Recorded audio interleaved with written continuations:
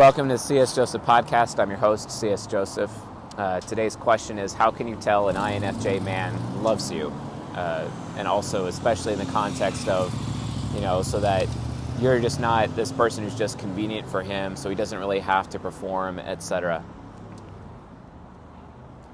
That's actually a really painful question to ask. I mean, if there is an INFJ out there, and let's say they were in a relationship with a woman, an INFJ man who's in a relationship with a woman, and they realized that this question was being asked about them, that would be insanely hurtful to that man.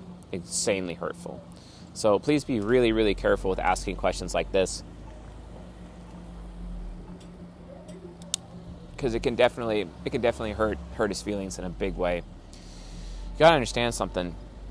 Like, how do you actually know if a man loves you as a woman? Basically, it's like whether or not he really, it comes down to whether or not he cares about your feelings. I've been learning a lot about this recently. I've been reading the Zach Rody books, Irresistibly Feminine, A Worthy Woman, Don't Let Her Lead, and then also his newest book, Show Him Your Heart, which is an amazing book. This is like the gold standard for relationships right now. I know we talked a lot about red pill concepts and masculinity and femininity and all these different things, but the reality of the situation is that the concept of polarity as taught by the ENTP Zach Rody is actually the gold standard. Because remember, folks, sexuality, also known as masculine energy and feminine energy, trumps personality type anytime. It always trumps human nature, and then by proxy, it also trumps human nurture.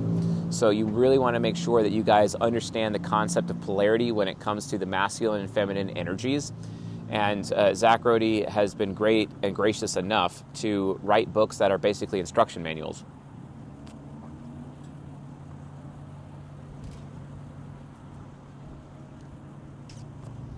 And these instruction manuals give you like exact sentences to use to communicate with your man or to communicate with your woman.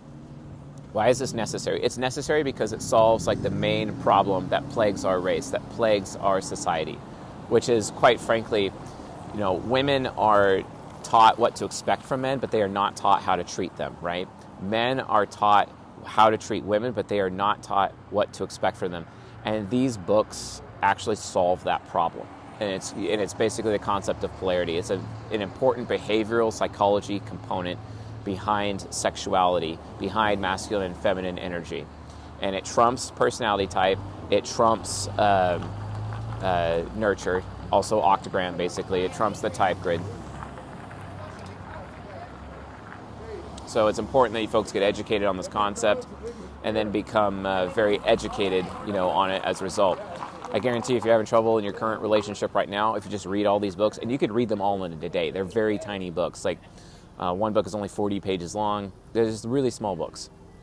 So from this perspective, you're definitely going to want to get them and read them and have them on a regular basis. I mean, given how small these books are, but they're so powerful, it's kind of encouraged me to actually write a book myself, So anyway, if you're a woman, you're watching this, and you want to know how a man loves you, just literally, like, if he actually cares about your feelings and he's actually trying to lead you and trying to meet your needs and take care of you and protect you, and you're communicating that with him, then he loves you. That is proof that he loves you, right? The highest proof a man loves you is if he'd be willing to give up his life for you, but that's not something you should be putting to the test, you know what I'm saying? So there's other ways to prove proper masculine energy and proper feminine energy, and it's done through these books. And I'll be honest, like, I've had a real terrible time going through the books myself because, being UDUF as an ENTP, just looking at myself, and then it just really exposed just how unloving I am. I've been really unloving to a lot of people in my life, a lot of women in my life, because I was not leading them, and I was actually allowing them to take charge. I was allowing them to lead me, which just frustrates them and makes everything worse. And then they start losing trust in me, they start disrespecting me, that kind of thing. Because I'm not the one who's taking the lead role. I'm not the one directing the relationship. I'm not the one taking charge of the relationship. So that's the first part. That's the first answer to this question. Get in these books, get educated, do exactly what they say, and you will be able to test and approve exactly whether or not your man loves you based on the contents of these books. If you're a woman, you don't have to read Don't Let Her Lead. If you are a man, I expect you to read all of the books. Literally all of them. That means you start with don't let her lead, then you do irresistibly feminine, then you do worthy woman, and then you do show him your heart, in that order. If you're a man, you read them all. If you're a woman, read all those in that order except for the first one, don't let her lead. That's not necessary, that's for men only. That's not your responsibility. It's their responsibility to take charge of your relationship and lead your relationship. If they're not leading your relationship, that means they don't love you. And you need to challenge them on this. You need to share your heart, show your heart to your man, and show him and tell him how he is making you feel. If he's making you feel unsafe, if he's making you feel not heard, or if he's making, or if he's scaring you, there's all sorts of things, right?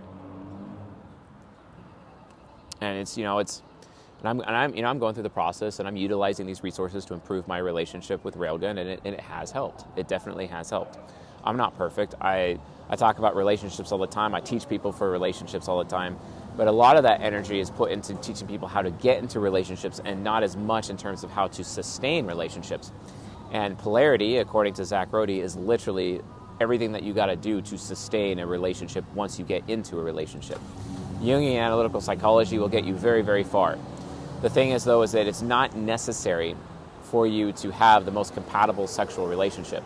You could have an emotionally incompatible sexual relationship, but if you follow the guidelines of polarity, according to Zach Rody, you'll be completely fine.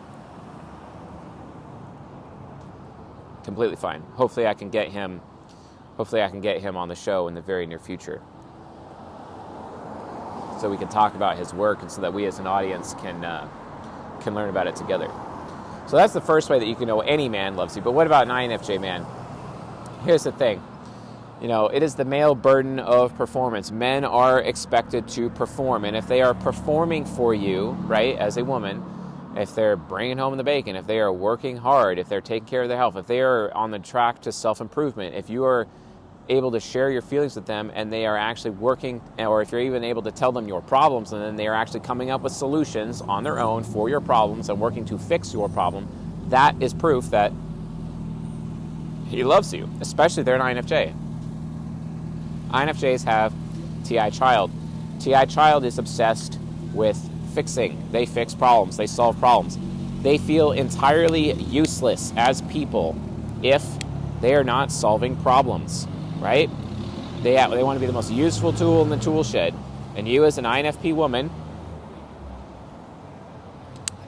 who is asking this question for the sake of having a better relationship with your silver pair, at least you're taking responsibility and trying to get help to try and improve your relationship. But the reality of the situation is the problem is likely not with him in this matter. The problem is likely with you having a guarded heart. Maybe there was maybe your family when you're growing up didn't care about your feelings. Maybe your past boyfriends didn't care about your feelings. Maybe your teachers didn't care about your feelings. Maybe your friends didn't care about your feelings. Maybe men in general in your life didn't care about your feelings, right?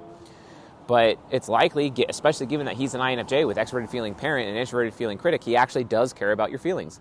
The thing is that you need to actually tell him what your feelings are. You also need to tell him and share what your problems are with him so that he has the opportunity to choose the outcome on how to fix them. Don't tell him exactly what you want. Don't tell your man exactly what outcome you're looking for to get out of him, basically, because then he'll just feel emasculated. He won't even want to have anything to do with you, okay? And believe me, what would happen is that I would not lead women that I was in relationships with, and they would end up leading me, basically, and then they'd become really disrespectful as a result of that. Then they would close up their hearts and not tell me how they feel. They wouldn't tell me their problems. They'd try to get an outcome out of me, and then I would feel emasculated, and then ultimately I would end up breaking up with them. And it was really, really frustrating. The reality of the situation is that I need to take charge of the relationship, and I need to lead that relationship moving forward. It's extremely important, okay? And then at that point, if I'm leading, if I'm doing my duty, if I'm doing everything that I should according to the polarity concept as given by Zach Rody, I have handled my responsibility. I have handled my half of the relationship. And if my woman still chooses to close up her heart, if my woman still is not interested in opening up to me, being vulnerable with me, then she's not a good woman for me. And then only at that point, then I have to take responsibility and end the relationship. Unless we are married, then I cannot do that, because the line with marriage is that you cannot divorce a woman until she has sex with another man without your permission. Okay, like that is the line. That is the line. It doesn't matter how she treats you. It doesn't matter what she does, basically, unless, of course, there's some physical violence in there and you just have to get away from her. But you could still just get away from her. Better to be on the corner of one's own roof than in the home with a quarrelsome and disrespectful woman. That's literally how it works, right? So, men, realize it is your responsibility to not abandon your woman unless she abandons you. But the only way a woman abandons you is if she has sex with another man, basically. That is her showing that she has abandoned you, and then you can do that. Until then, it is your responsibility to lead your woman. And here's the thing. Girls, women, and also the INFP who asked this particular question, are you leadable? Are you leadable? Are you telling your man, are you showing your man your heart? Are you telling your man how you feel? Are you telling him what problems you have so that he can solve them? Are you communicating what your needs are? Are you doing this on a regular basis? Because if you're just shutting down and being all closed up and clammed up, you are actually setting him up for failure. And then he fails, and then you're blaming him for that failure. And I've seen INFP women do this consistently over and over and over. It's so frustrating. And they expect men to just jump through all these hoops, basically, to prove them that they want them, when the reality of the situation is that the INFP needs to take full responsibility for sharing their feelings, asking permission in all things, never asserting your boundaries. Let your man set up the boundaries. Your man has to direct the boundaries, basically. Your man sets up all of that. If you're doing it, it's because he probably did it. So you need to communicate with that. I don't feel good about not knowing what my boundaries are. You need to say things like that, right? Ask him to lead. And when he is leading, that's how you know he loves you, right? But again, you have to make yourself leadable. And the way to make yourself leadable is by communicating how you feel, communicating what you need. But don't say what you need in terms of an outcome. Don't make it about an outcome. Give him the opportunity to choose how to fulfill your need for you. That'll build up trust. That'll build up respect over time. It'll build up love from him to you. It'll build up respect from you to him, basically. Probably going to be doing an entire lecture series about this. It'll be the next human nurture series that we discuss. Basically, it'll be season 4, part 2. And I'll be going more in depth on season 4, part 2. Season 4 is a little bit aged, but the concepts and the principles are still real. But I think they need to be hella defined and redefined from the perspective of polarity. So I'll be doing that content in the very near future for this YouTube channel. So anyway, folks, thanks for watching and listening, and I'll see you guys in the next episode.